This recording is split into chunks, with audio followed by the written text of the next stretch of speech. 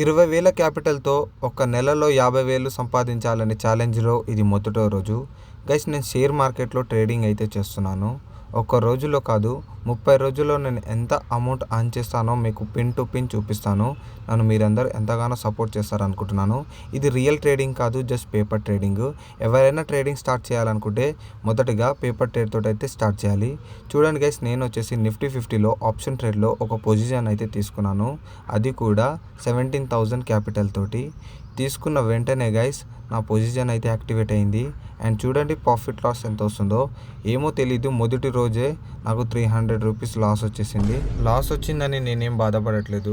Profit loss అనేది common. కాకపోతే share మార్కెట్లో మనం ఎంత డిసిప్లిన్గా, అలాగే మన బ్రెయిన్ని అండ్ మన ఎఫర్ట్స్ని ఏ విధంగా యూస్ చేస్తున్నాం అనేదే పాయింట్స్కి వస్తుంది. డే 1 అయితే కంప్లీట్ అయిపోయింది 300+ లాస్ తోటి. అండ్ డే 2లో కలుసుకుందాం. అంతవరకు బాయ్.